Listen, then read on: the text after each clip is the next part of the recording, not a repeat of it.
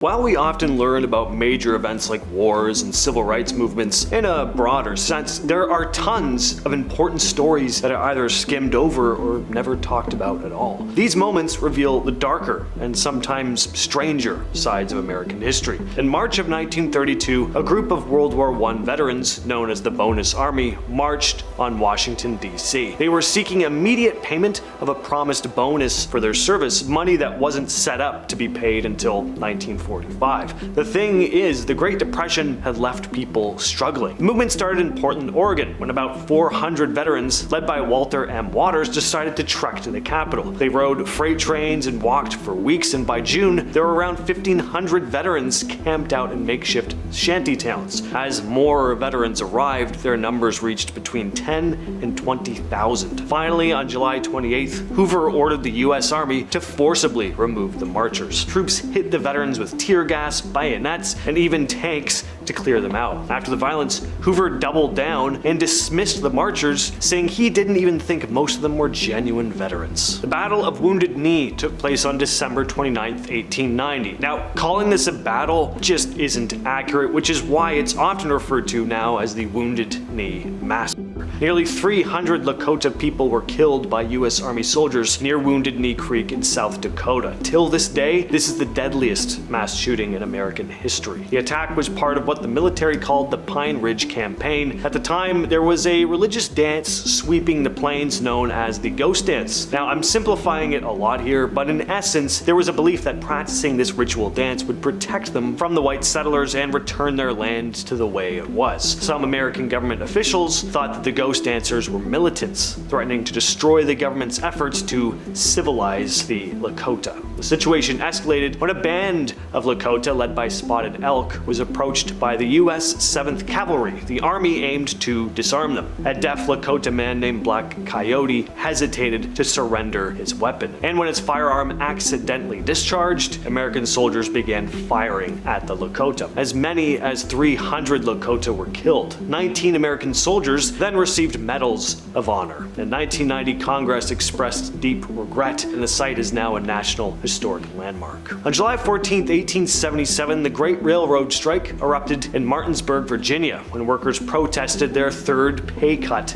in a year. This would be the first national strike in the country's history, quickly spreading to Maryland, New York, Pennsylvania, Illinois, and Missouri. Workers disrupted rail operations, blocking tracks and halting trains, and then things got violent. On July 20th, Maryland National Guard troops confronted strikers in Baltimore, opening fire and killing 11 of them. Over the next few days, violence erupted in Pittsburgh as well, where state troops killed around 40 workers. Federal troops also hit strikers in St. Louis, leading to more deaths. By the end of it all, over 100 workers were killed across different cities. The Bayview Massacre is another dark chapter in American labor history. It all began on May 1st, 1886, when more than 200,000 workers across the country rallied for an 8-hour workday. Tensions were running high, and local business owners were getting more and more nervous. They urged Wisconsin Governor Jeremiah Rusk to send in the National Guard to try and restore order. By May 4th, around 250 guardsmen had been deployed to the scene. Strikers began throwing rocks and shouting at the soldiers. The guardsmen fired warning shots over the crowd, but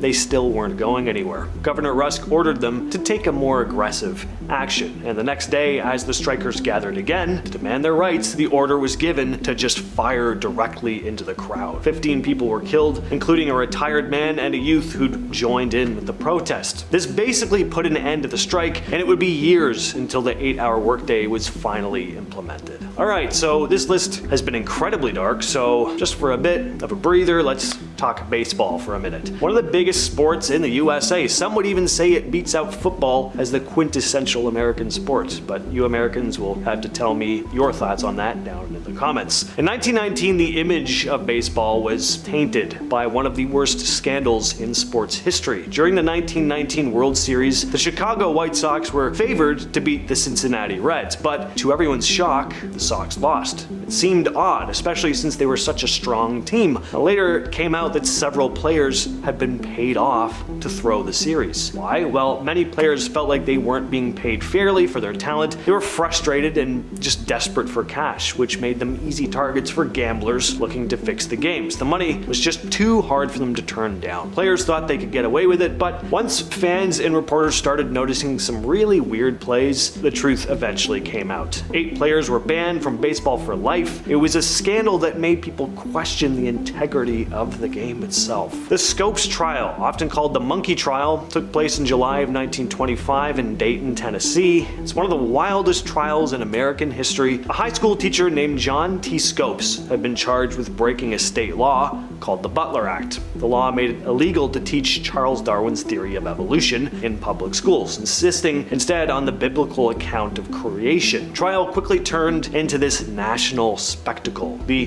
prosecution was led by William Jennings Bryan, a staunch advocate for the literal interpretation of the Bible. On the other side was Clarence Darrow, a famous defense attorney with more progressive views. On the surface, the trial was about a high school teacher refusing to adhere to a new law, but this was really much bigger than that. This was a cultural battle. The trial began, it quickly became clear that the judge, John Ralston, was determined to keep the proceedings as focused as possible solely on whether Scopes had actually taught evolution, which he had. Darrow attempted to introduce expert testimonies and argue about the law's constitutionality, but Ralston ruled these out. The most dramatic moment is probably when Darrow called Bryan to the stand as an expert on the Bible, and their exchange was pretty intense. Darrow questioned the literal interpretation of various biblical stories. In the end, Scopes was found guilty, and he was fined $100. But the Scopes trial left a lasting impact on the country. Tennessee banned the teaching of evolution in schools until 1967. The Great Molasses Flood of 1919 is one of those strange disasters that seems almost surreal. On January 15th, 1919, a massive storage tank in Boston, Massachusetts burst, releasing this giant wave of molasses rushing through the streets. The tank held about 2.3 million gallons of molasses. As the thick brown syrup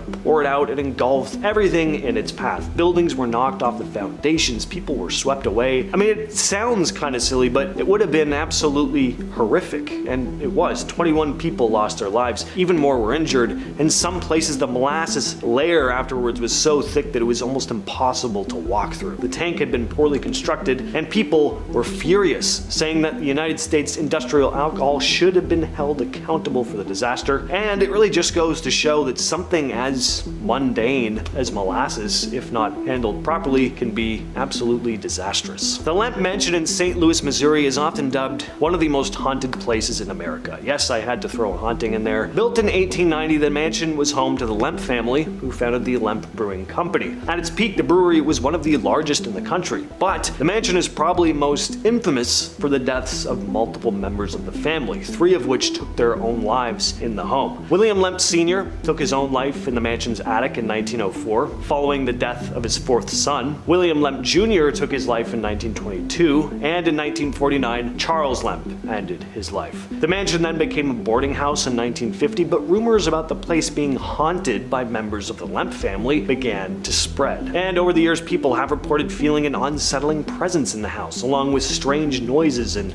even sightings of apparitions. Today, the mansion operates as a restaurant and inn, but people still do ghost hunts. The mansion has been featured in an episode of Ghost Hunters and Living for the Dead in 2023. The Radium Girls. Back in the 1920s, these young women worked in factories painting watch dials with radium paint, which would make the dials glow in the dark. The women were told to use their lips to shape their paintbrushes, which meant they were swallowing tiny amounts of radium every single day without realizing it. At first, a lot of them were fine, but as time went on, they started to experience health issues like jaw necrosis. That's where the bones in the jaw start to decay. It was terrifying, but even as they got sick, doctors and employees just shrugged it off or just didn't know what was happening. A group of these women decided enough was enough, though. They took their fight to court, determined to hold their employers accountable. Because of them, national attention was brought to workplace safety, or the lack thereof, and eventually important changes were made in labor labor laws and safety regulations. The New London School explosion occurred on March 18, 1937. It's one of the deadliest disasters in Texas's history, but it's not really talked about that much. What happened is that a natural gas leak caused this massive explosion, killing nearly 300 students and teachers at the London School in New London, Texas. On that day, a lot of the students had been let out early for a competition, thankfully, but about 500 stayed in the main building. Just before 3:17 p.m., an instructor turned on an electric sander, which sparked the gas-air mixture that had built up in the school. Witnesses reported that the walls bulged, the roof lifted, and then crashed back down, completely collapsing the structure. The explosion was so powerful that it could apparently be heard 4 miles away, and debris was thrown hundreds of feet, with lockers flying through the air. Parents and locals desperately dug through the rubble with their bare hands to find survivors. Rescuers included doctors, nurses, Boy Scouts, and they worked through the night. Nearly 294 people were confirmed dead. Again, as time has gone on though, this incident has kind of faded into obscurity, and maybe that makes sense. According to locals, there seemed to be this collective silence about the event in the years that passed, when it was discussed in hushed tones. But there's no doubt that the tragedy still haunts New London. First up, we have the evil cult of Sobek. This was an ancient Egyptian cult dedicated to the god Sobek, often depicted as a man with the head of a crocodile. As one of the oldest deities in Egyptian mythology, Sobek held significant importance, especially in the regions surrounding the Nile River. The crocodile, a powerful and fearsome creature, was the sacred animal of Sobek. Crocodiles were often mummified and buried in tombs as offerings to the god. Like many other ancient Egyptian cults, though, the cult of Sobek declined in importance over time, but the legacy of Sobek and his crocodile symbolism continued to be present in Egyptian culture and art for centuries afterwards. Next on the list is the cult of Cybele or Cybele. It's different pronunciations, but the cult of Cybele or Cybele, also known as the cult of the Great Mother Goddess, was a powerful and influential religious movement in the ancient world, centered around the figure of Cybele, a complex, multifaceted deity often associated with fertility, nature, and sovereignty. The cult was renowned for its passionate and sometimes extreme rituals. One of the most interesting aspects of the cult was the practice of self-castration by its priests, known as the Galli. These priests, often driven by religious ecstasy, would castrate themselves as a symbolic act of devotion to the goddess. Extreme act was believed to bring them closer to the divine and to Cybele herself. The cult's rituals were often characterized by wild and ecstatic behavior. Followers would engage in frenzied dances, self-flagellation, so they'd flog themselves, as well as other forms of bodily sacrifice. These practices were seen as a way to connect with the divine and to experience a profound sense of spiritual ecstasy through pain, it seems. In a way, they kind of remind me of the Cenobites from Hellraiser, and that is pretty disturbing. Next, we have Angel's Landing. Angel's Landing, a secluded 20-acre compound outside Wichita, Kansas, was the home of Daniel Perez, aka Lou Castro, followers in the early 2000s. Castro, a self-proclaimed angel and seer, convinced his followers of his divine powers, promising glimpses into the future and the ability to heal the sick. Yet, this supposed spiritual leader was living a life of luxury. He was driving expensive cars, he wore designer clothes, but how was he making all this money? Who was funding all this stuff? It was pretty fishy, and the secretive nature of the compound, the lavish lifestyle of their leader, everything, so this of course piqued the interest of the law, and their suspicions only got stronger when Patricia Hughes, a member of the group, mysteriously died on the compound in 2003. Then the following year, her husband passed away in a seemingly accidental death. Detective Ron Goodwin started delving into Angel's Landing and the lives of the members, uncovering a pretty disturbing pattern. It all had to do with life insurance policies. They were often taken out on members, mysteriously coinciding with their untimely deaths, occurring every 2.5 years or so. Major red flag, and at the center of it all was the elusive figure of Lou Castro himself. Now, they did extensive investigations, but no records of his past or financial dealings could be found. It wasn't until February of 2015 that Lou Castro's crimes finally came to light, and having enough evidence to finally convict the man, he received 20 life sentences. Now we have the Church of the Lamb of God, often dubbed the Mormon Manson family. Orville LeBaron founded the Church of the Lamb of God after a falling out with his brother Joel's sect. Claiming direct divine revelation, LeBaron twisted a fringe Mormon doctrine, BLOOD atonement, to justify the killing of sinners as a means of spiritual purification. With 13 wives and 51 children, LeBaron amassed a cult following of hundreds who carried out his orders with insane precision. Over 2 decades, his followers were implicated in the lives of over 20 people, including rival polygamist leaders and those deemed traitors to the cult. In 1979, LeBaron was arrested in Mexico and extradited to the United States, where he was convicted of heinous crimes and sentenced to life in prison. Though he passed away in prison in 1981, his legacy of violence kept going. The hit list he left behind continued to inspire acts of violence even after he'd passed away. The dark and disturbing story of Orville LeBaron and his cult has been the subject of tons of documentaries and true crime shows, and no wonder. One of the first things this guy did when he started up his group was put a hit out on his very own brother. A little later, he ordered his followers to kill his younger brother, Verlin. Heaven's Gate is up next on the list, and oh boy, where do I start with Heaven's Gate? This is one of the creepiest cults I've ever heard of. Probably because there's so much accompanying video with them, so you really get a chance to see who these people really were. They weren't just this ethereal thing that you're picturing in your brain. These were real people who, while definitely strange, are more average than you'd probably want them to be, considering what happened. For those that don't know, Heaven's Gate was a controversial new religious movement that gained notoriety after all its members took their own lives in 1997. Founded by Marshall Applewhite and Bonnie Nettles, the cult believed in a unique blend of Christian millenarianism, New Age spirituality, and UFOlogy. The core belief of Heaven's Gate was that followers could ascend to this higher level of existence by rejecting their human bodies. They believed that a spaceship was approaching Earth hidden behind a comet, and that by releasing themselves of their physical forms, i.e. taking their own lives, they'd be able to board this vessel, which would transport them to what was essentially heaven. The cult members adopted a monastic lifestyle, abstaining from all adult acts and following a strict diet. They also underwent castration to further distance themselves from their physical bodies. In March of 1997, 39 members of Heaven's Gate carried out their plan, committing mass you-know-what in a rented mansion in Rancho Santa Fe, California.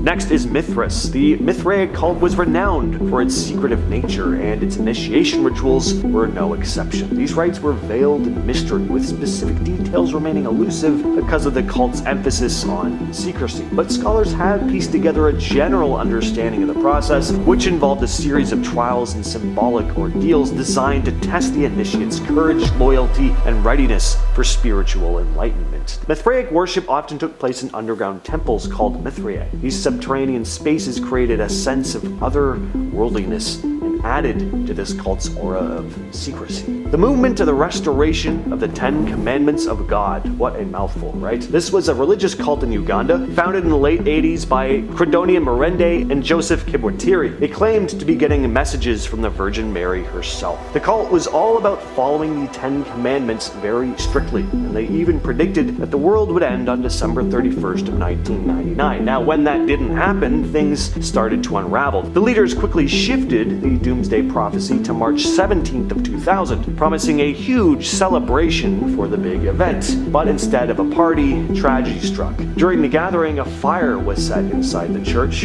with doors and windows having purposely been blocked off. Around 530 members died in the blaze, and that wasn't all. Other cult compounds were attacked in a series of coordinated assaults. The death toll is still unclear, with estimates ranging from several hundred to over 1,000. To make matters even more mysterious, the bodies of the 5 main leaders were never found. Now we have the cult of Isis. Members dedicated themselves to the Egyptian goddess of motherhood, magic, and healing. It was one of the most widespread and influential mystery cults of the ancient world. Its appeal extended beyond Egypt, reaching across the Roman Empire and beyond. Isis was revered as a compassionate and powerful goddess who could intercede on behalf of her devotees. She was seen as a source of hope and solace, offering promises of salvation and immortality. The cult's initiation rites and secret teachings were believed to grant initiates access to divine knowledge and spiritual enlightenment. The cult's rituals were often centered around the myth of Osiris,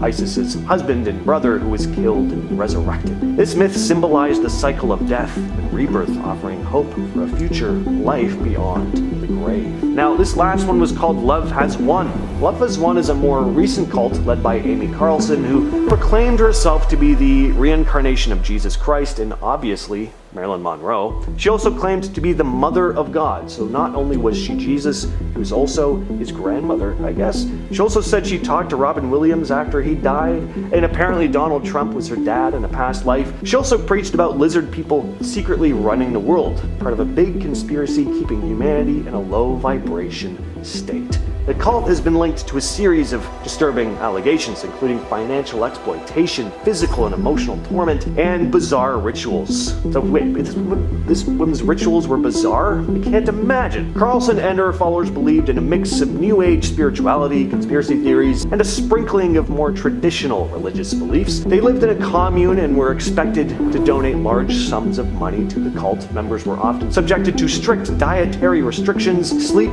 deprivation, and forced labor. The cult's practices have been widely condemned, and several former members have come forward to share their traumatic experiences. In 2021, it was revealed that Amy Carlson had passed away. Her body was found in a house in Colorado where their group was based. By the time they found her, she was almost mummified, with her eyes nearly disintegrated. It turns out she consumed a huge amount of silver before she died, believing it would purify or heal. It was just crazy, wacko stuff.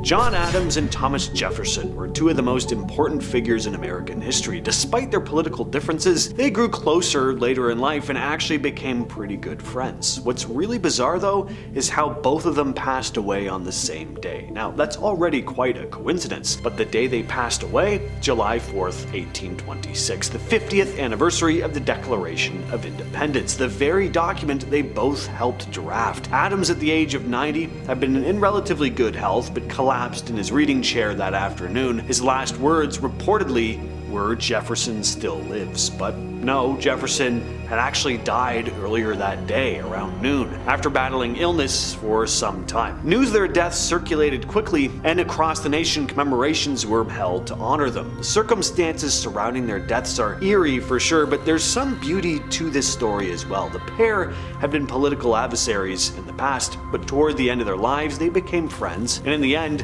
they were tied together in a way no one could have ever predicted. Their deaths on the same day have come to kind of symbolize the shared ideals and values that defined the founding of the United States. In 1858, a bizarre coincidence occurred in San Francisco that involved a poker game, a man's death, and an unlikely twist of fate. Robert Fallon, a British man, was killed for cheating at a poker game at the Bella Union Saloon. Fallon's $600 winnings were left behind. See, the superstition at the time was that money won through cheating was unlucky. So the players decided to give the $600 pot to the first stranger who walked by, hoping he'd take Fallon's place at the table and they'd eventually win all the money back. They called a young man over who sat down and incredibly turned that $600 into $2,200.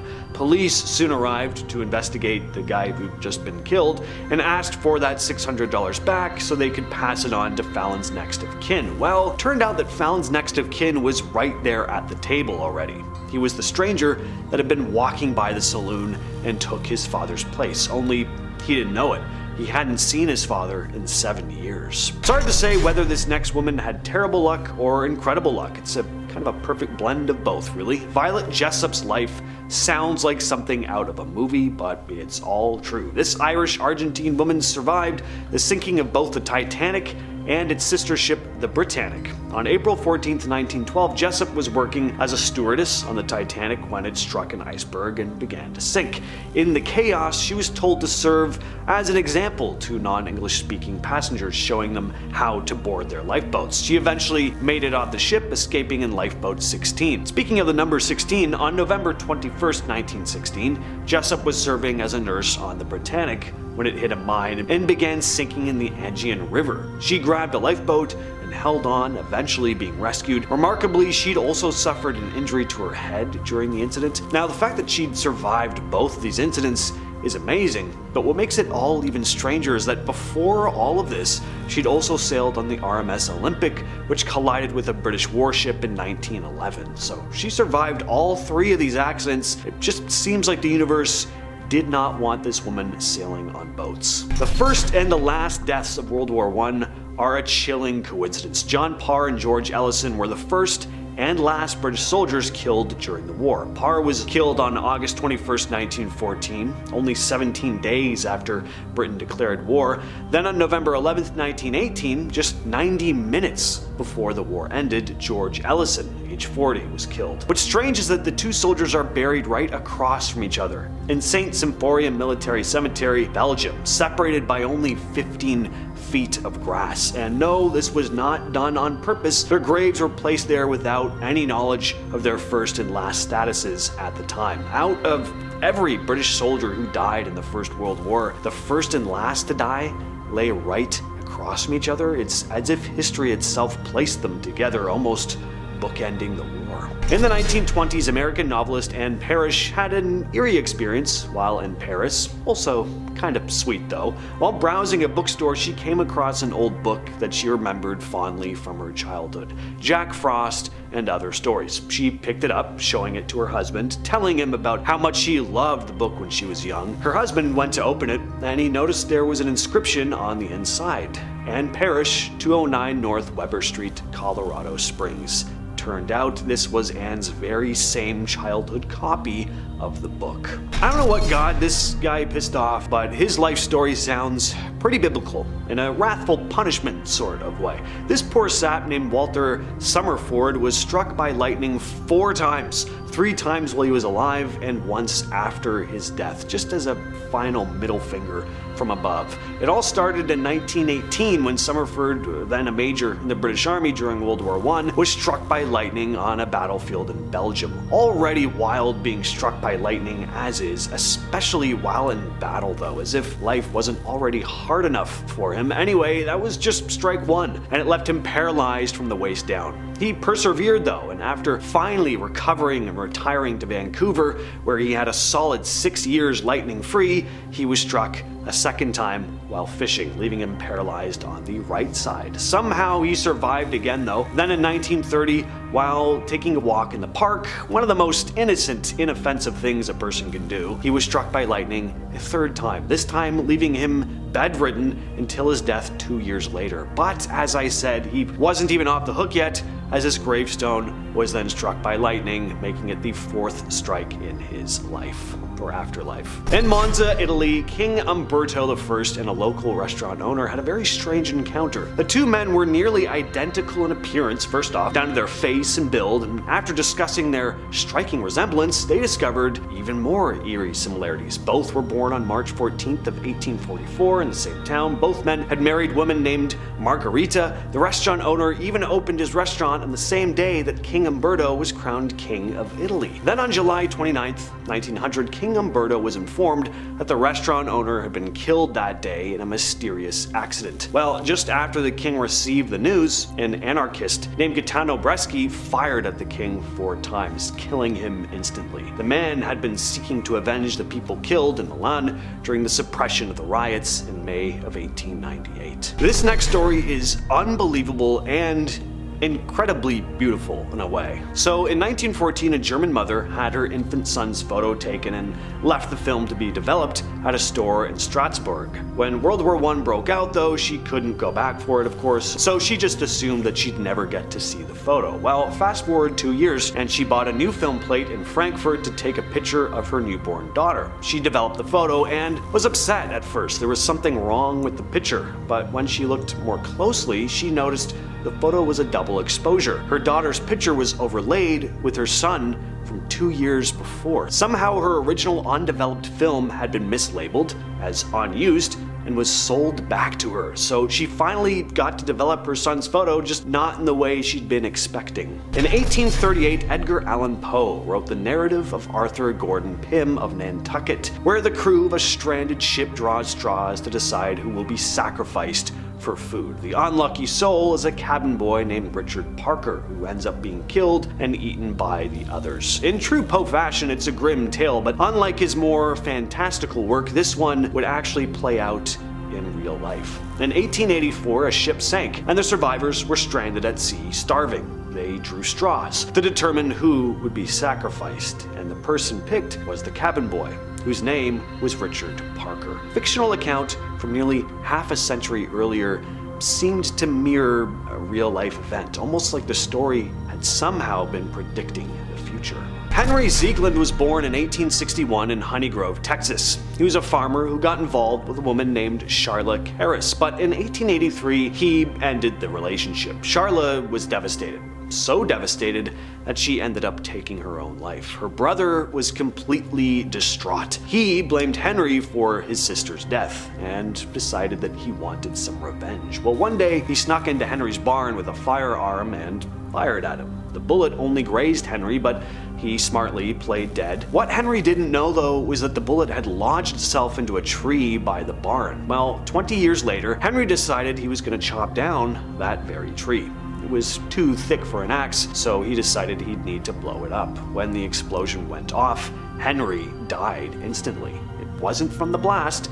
The bullet that had been lodged in the tree 2 decades earlier flew out at him. Absolutely nuts. Alright, so this first one is completely nuts. At one point, the CIA came up with a plan to take out Fidel Castro with an exploding seashell. I am not making this up for clicks. I know it sounds like Saturday morning, like cartoon lunacy, but this really did happen. The US government attempted to take this guy's life apparently hundreds of times, and he just kept managing to dodge the attempts. They started getting pretty creative. I mean, they had to at some point. Exploding cigars, a poisoned diving suit, poison in face cream. The list goes on, but the exploding seashell has to be one of the strangest, and I want to say ill thought out.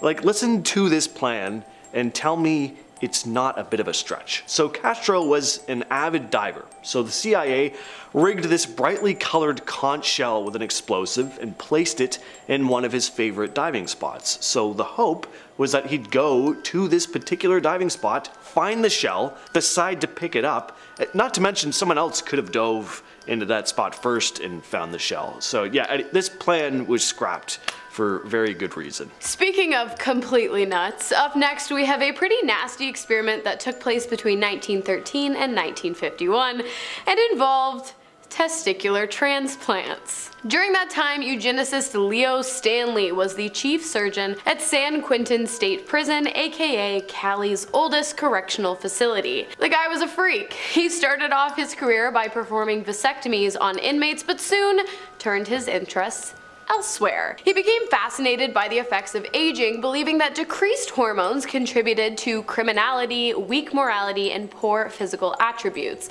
His solution? Yep, trading testes. Stanley began using the testicles of executed male prisoners and transplanting them into older men in an attempt to restore their masculinity. Guess what? It gets worse. Apparently so many people signed up for this treatment that Stanley ran into an issue. He had a supply shortage. His solution? Animals. Oh, but wait, there's more. Eventually Stanley got lazy, and so instead of performing a proper transplant, he instead ground up the animals' parts into a paste, and then he injected that paste into the men's abdomens. Procedure count? 10,000.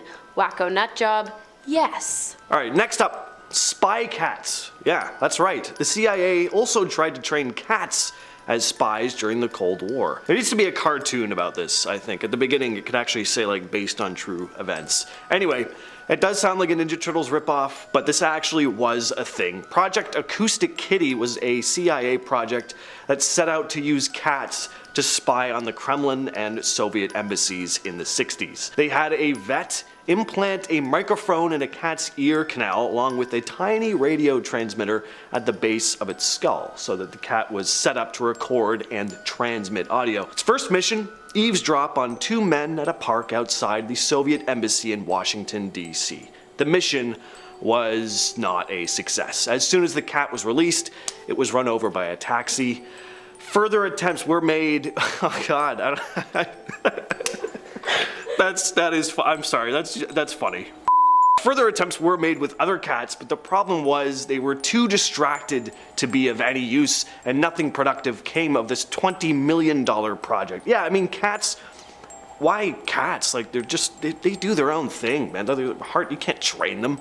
Acoustic Kitty came to a halt in 1967. The whole thing was a complete secret until 2001, when the CIA documents were declassified. Okay, next up we have another pretty shady dude who also worked at a prison. Oncologist Chester Southam, working at Sloan Kettering Institute during the 1950s and 60s. What made this guy so bad? Well, he has been known to inject patients with live cancer cells without their permission and against their will. He originally implanted the cells into people who had already received terminal cancer diagnosis, but of course he later went on to inject the cells into healthy subjects instead. His goal in all of this was to see how the immune system reacted to the cells. The answer: not well, albeit the healthy people had better results than those who suffered from already terminal illnesses. Eventually, the doctor went back to treating sick individuals, this time at the Jewish Chronic Disease Hospital in Brooklyn, New York. But it was here that his experimentation was met with resistance,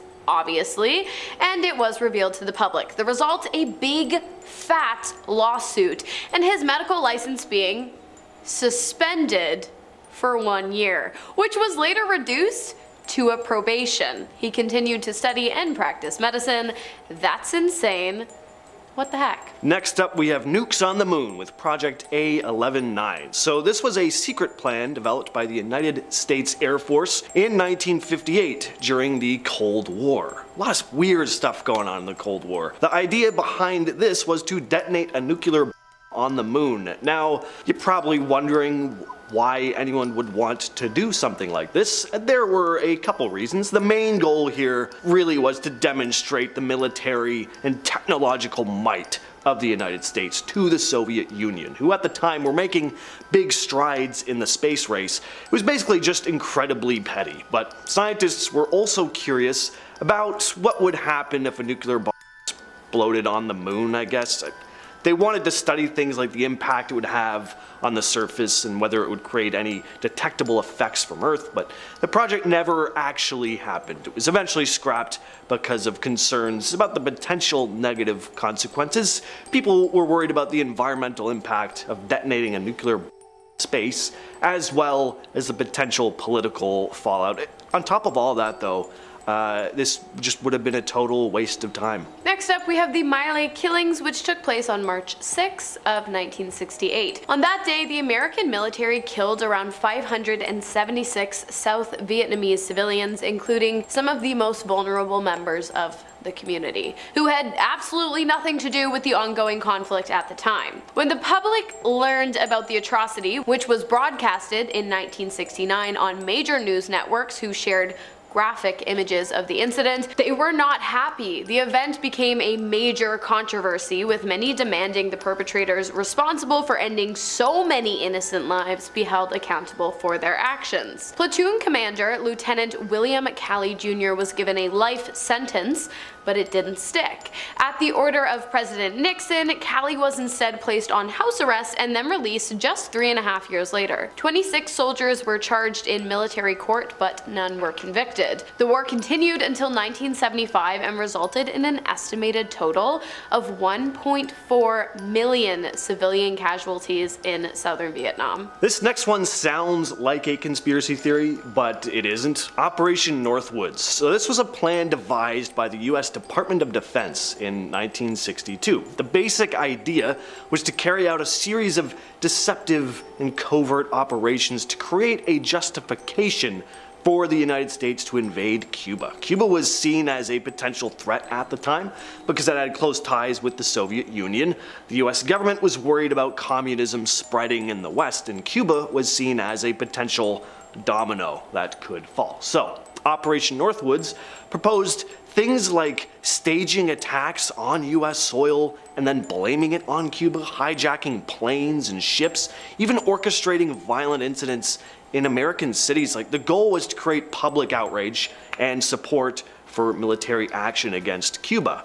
Crazy. Luckily, this was proposed, but it was rejected by the Kennedy administration. The fact that it was even brought up, though, as a possibility is incredibly disturbing. Next up, we have the 1969 Santa Barbara oil spill. The incident took place on January 28th of that year. A Union oil rig suffered a major blowout that caused 3 million barrels of oil to spill into 35 miles of the coastline of Santa Barbara, California. The impact of the environment was catastrophic. An estimated 3,500 seabirds were immediately smothered in oil, as well as countless other marine animals. It screwed the ecosystem, the environment, and the economy.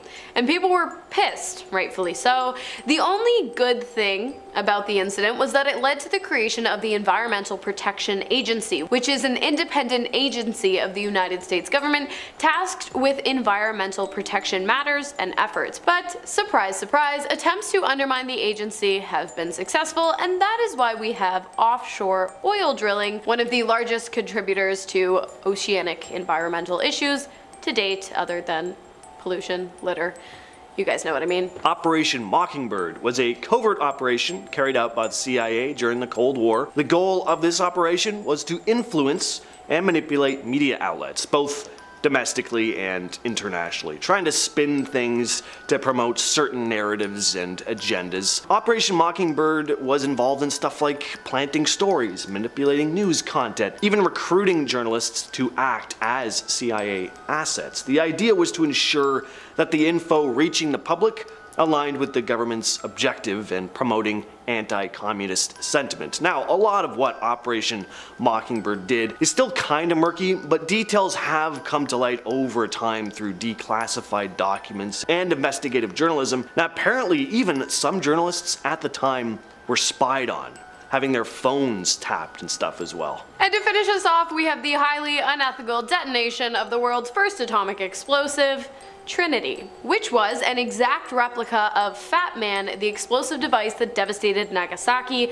on August 9th of 1945. And Trinity was detonated just 15 miles away from commercial farms as well as residential homes. Oh, and they didn't warn anyone or evacuate anyone in that surrounding area. So in New Mexico on July 16th of 1945, less than just 1 month prior to the events in Hiroshima and Nagasaki, they went ahead and detonated the highly unstable and incredibly under-researched explosive, exposing those living nearby to over 10,000 times the recommended levels of radiation. And some of the radiation even reached all the way to Indiana, which is like 5 states over, which is crazy, which is why this incident ended up on this list. Alright, how insane is this? Nintendo was around at the same time Jack the Ripper was stalking the streets. Yeah, Nintendo's actually been around since the 80s. The 1880s. It was founded in 1889 in Japan by a craftsman named Fusijiro Yamauchi. Of course, the company really took off in 1981 with Donkey Kong and Super Mario Bros. A few years later, but they started out making handcrafted playing cards in the late 1800s. The Ripper's spree was carried out in 1888,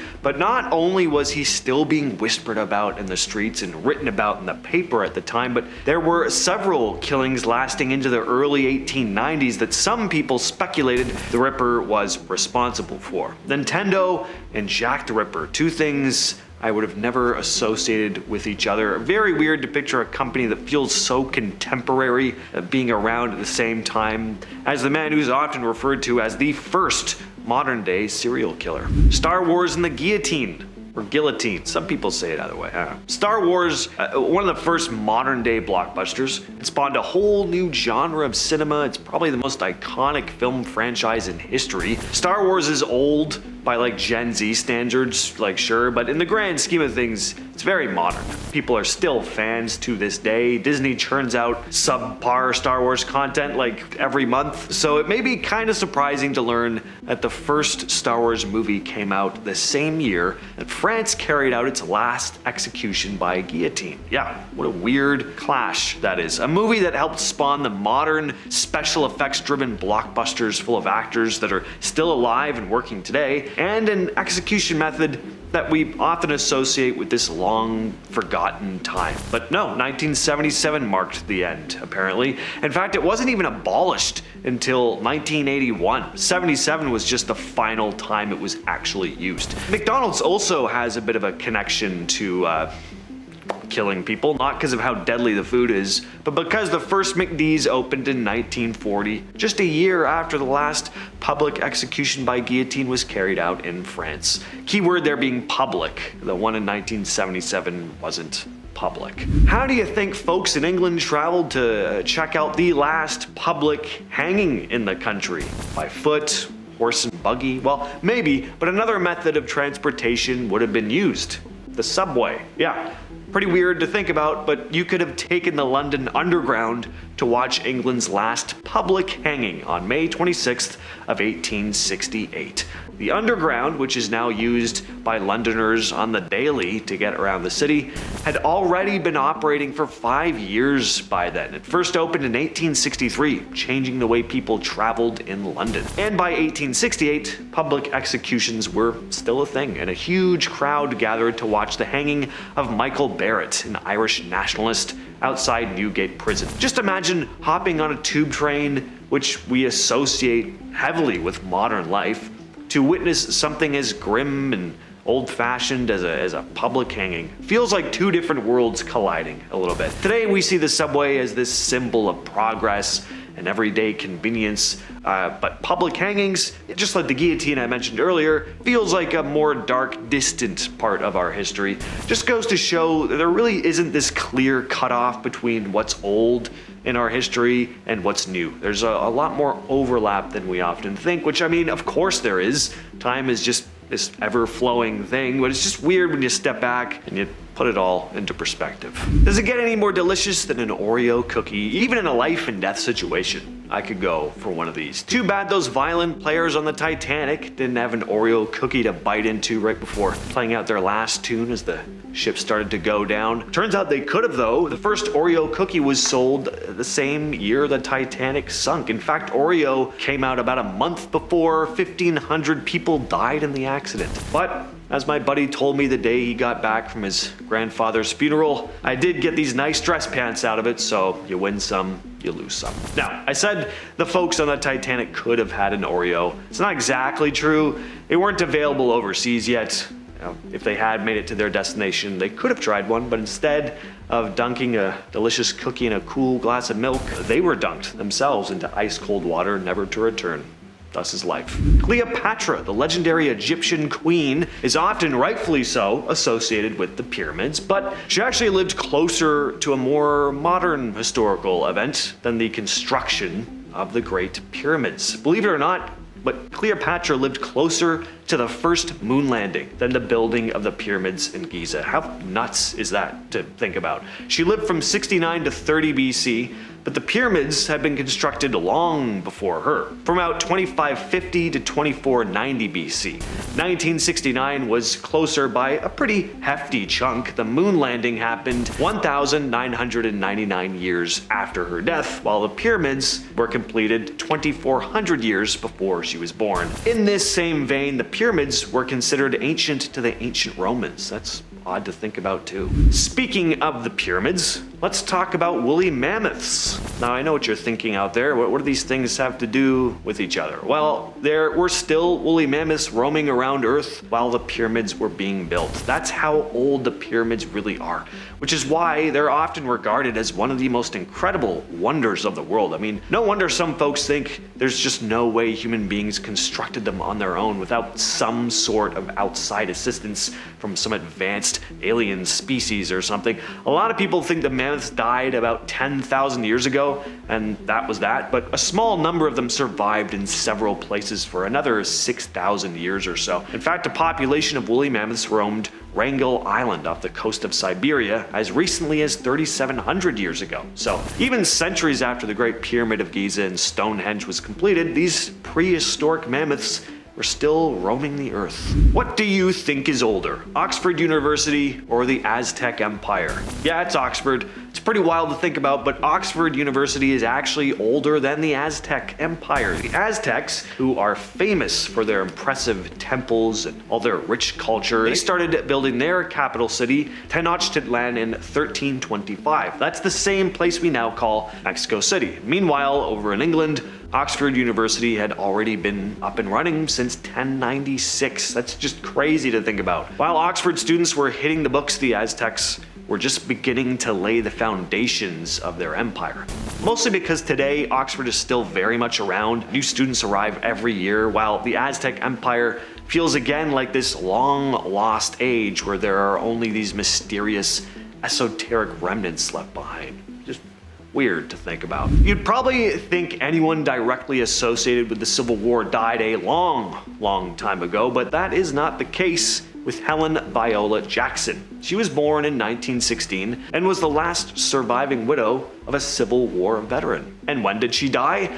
4 years ago. She died in 2020 at the age of 101. Helen was just a young girl during the Great Depression when she met James Bolin, a much older man who had fought for the Union in the Civil War. And by older, I mean crazy older. Helen was 17, Bolin was 93.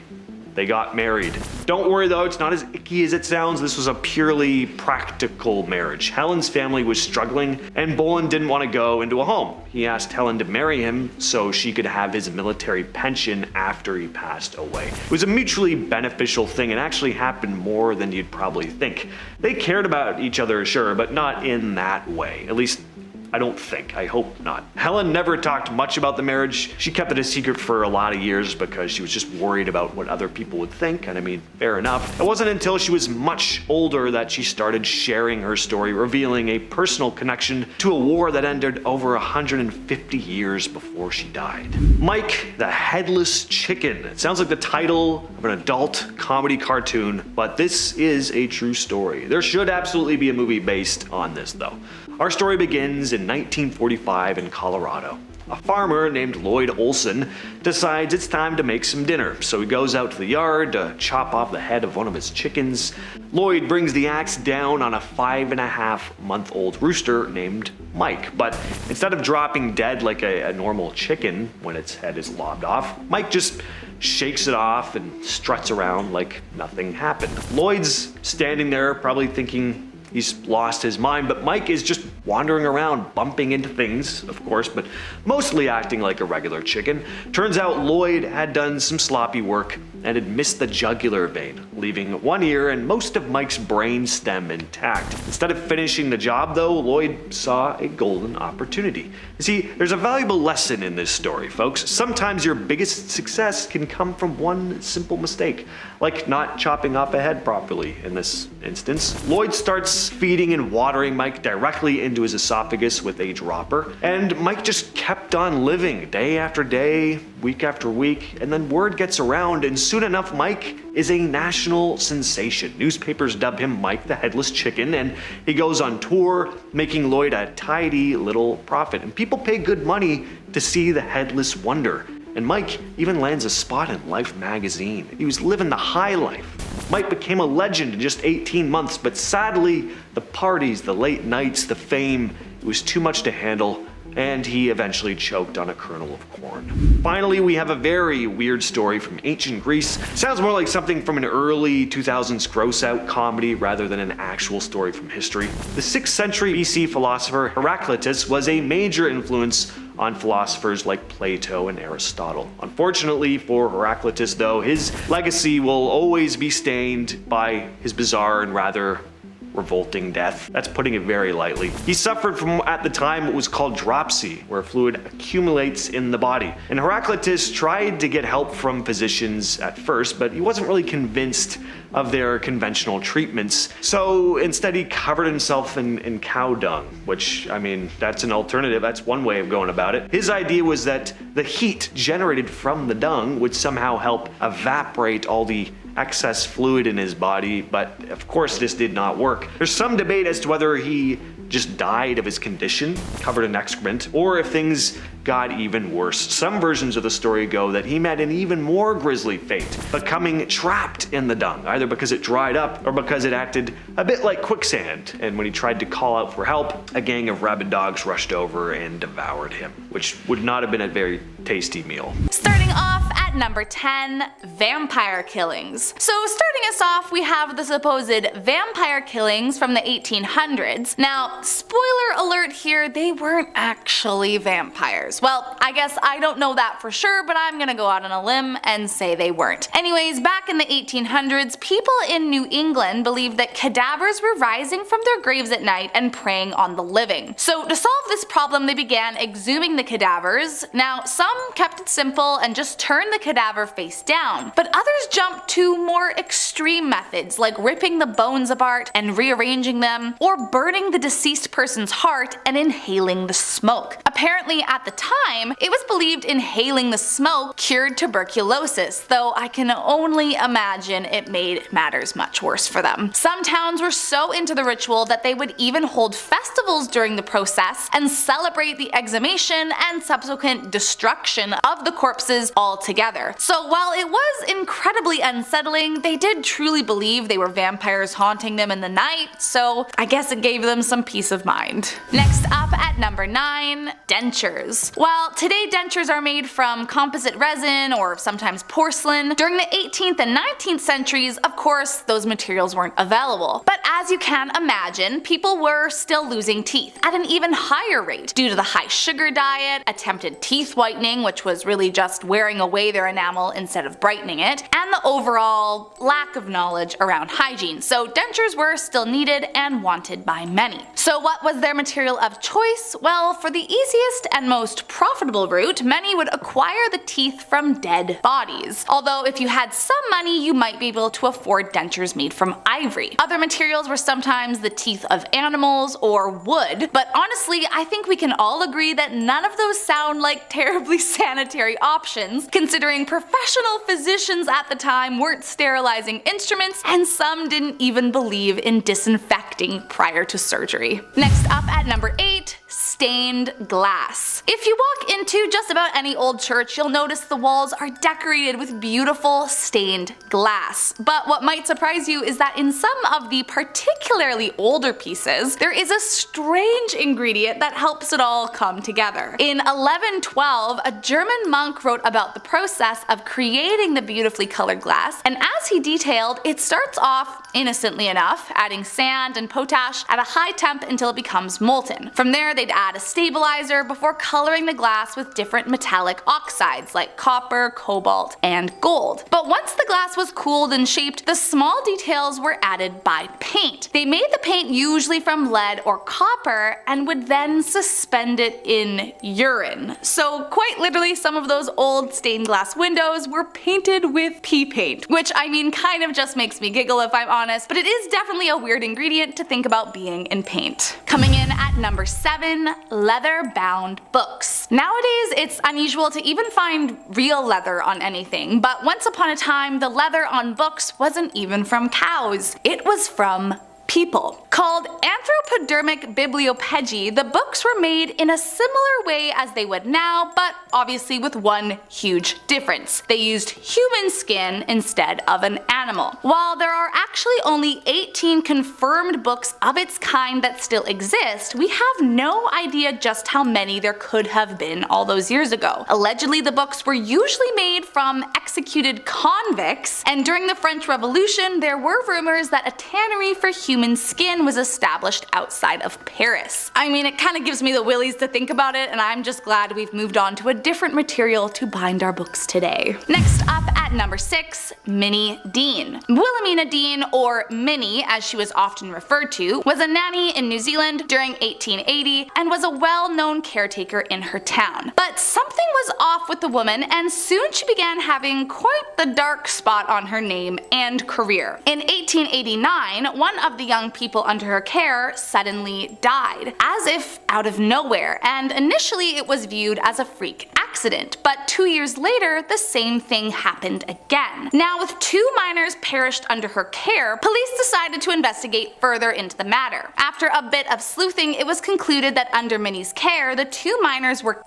as she was attempting to take out life insurance on them. Police immediately took the remaining young boy in her care, finding it in dirty clothes and drinking curdled milk. By 1895, the investigation into her crimes continued, and she was spotted trying to flee on a train with another victim in her arms. And when police searched her house, they found 3 more covered up victims. Eventually found guilty for all her crimes, she was the first and only woman ever hanged in New Zealand. Next up at number 5, radiation test subject. In 1999, a man named Hisashi Uchi was a power plant technician, and he became known for being exposed to the highest amount of radiation of any human in history. While working at the Tokamura nuclear power plant, after a lack of safety protocols, improper training, and just an overall pressure to meet deadlines, Uchi and his coworkers made a terrible error. They mistakenly mixed an incorrect measurement of radioactive materials into the wrong tank, and as you've probably figured out, it caused a near fatal burst of gamma rays. Hisashi, who happened to be the closest to the incident, was brutally injured and sent to the hospital. Once he was there, it was discovered he had no more white blood cells, so essentially meaning that he had no remaining immune system. And despite being in intense pain with a rapidly deteriorating condition, doctors kept him alive under the family's request. So for 83 days, Uchi remained alive, being used as a test subject for experimental radiation treatment by the doctors, which, I mean, in their defense was the request of the family, but still, he endured several cardiac arrests, lost all of his skin, and suffered brain damage as well as organ failure. One of the last things Uchi ever said was, quote, "I can't take it anymore, I'm not a guinea pig." And then finally, one more cardiac arrest released him from his torture. Coming in at number 4, Mumia. Most widely practiced between the 12th to the 17th century, although there were a few cases in the 18th century that pop up, Mumia was widely used as a means of medicine in many European countries. Now, if you can't tell by the name, Mumia is creepily just as it sounds, the use of human remains to fix a living person's ailments. It was believed by many of the top physicians at the time that ingesting certain remains prompted the medicinal power of the mummy and could cure things like coagulated blood, pain, coughs, inflammation, cramps, and even heal open wounds. Now, they didn't just sit around eating the carcass directly. Instead, they would either grind the bones into a powder and drink it from there, or drink an extracted liquid from the embalmed individual. In fact, it was so popular at one point that it's believed the reason there are so few mummies these days is because of the high demand of flesh at the time. Coming in at number 3, James Jameson. One of the heirs to the Jameson whiskey family fortune, Jameson considered himself to be an adventurer of sorts and often traveled to far-off lands, detailing the trips in his diary. In 1888, Jameson decided to head out to explore the Congo, and while there he wrote about and demanded some gruesome things from the locals. So before beginning this expedition, Jameson discovered that the area he was visiting was known to have a population that participated in the eating of other humans. Apparently, Jameson set out to witness it firsthand, which, I mean, why was that his dream? A little suspicious if you ask me, but I digress. According to Asad Farhan, who was his translator for the trip, Jameson bought a girl from a trader of slaves for a few handkerchiefs and gave her over to the tribe to be. Allegedly, he didn't pay the tribe directly, but in a roundabout way, he did sort of pay to have this girl. What's even more gross is that he proceeded to draw and paint watercolors of the gruesome event while it happened, which again, just wrong on so many levels. Coming in at number 2, Cambodian Barbies. You may have been taught about the Khmer Rouge in history class, but if they don't ring a bell, essentially they were an extreme communist regime in Cambodia that held government between 1975 to 1979. They were known for being extremely cruel and committed some of the most horrifying acts of genocide in history, with nearly 2 million perishing under their ruling. Now, during their radical rule, the entire country was isolated from all foreign influences. This included closing schools, hospitals, factories, banks, foreign agriculture. They believed this would stimulate the rebirth of the country, but of course, all it did was send it into desolate famine and poverty. Led by a man named Pol Pot, the people of the country could not forage for food, despite the fact that everyone was starving, and anyone who disobeyed the orders was killed. Apparently, as the people became more and more desperate, they began to turn to folk magic, turning Barbie dolls into smoking talismans for luck. Thankfully, since its dissolution in 1999, all the leaders have been jailed for their atrocities, and the people are freed from the genocidal regime. And last up, in our number 1 spot, the Rabbit Woman. Her name was Mary Toft, and in 1726 she became known throughout Surrey, England as having been the woman who gave birth to rabbits. Now, I know what you're thinking, that isn't possible. And you would be right, but still the story of how she convinced people it was real was crazy. Apparently Toft was actually pregnant at one point, but miscarried, and it could have been this that sent her into her madness. Toft began declaring that she was giving birth to various animal parts, and so her local doctor became involved in the case. At first, everyone actually believed her, as in fact a rabbit did, well, come out of her. And with a doctor backing up her claims, the king and his royal surgeon got involved. Unlike her local doctor, the king's surgeon was skeptical, and after discovering corn inside the stomach of one of the rabbits and hay in their droppings, it proved the animal hadn't developed inside Mary. Eventually, Mary Toft admitted to the hoax and explained that she had manually inserted the animals inside her to make the delivery as realistic as possible. She was immediately imprisoned for fraud, and the medical community was ridiculed for having been fooled.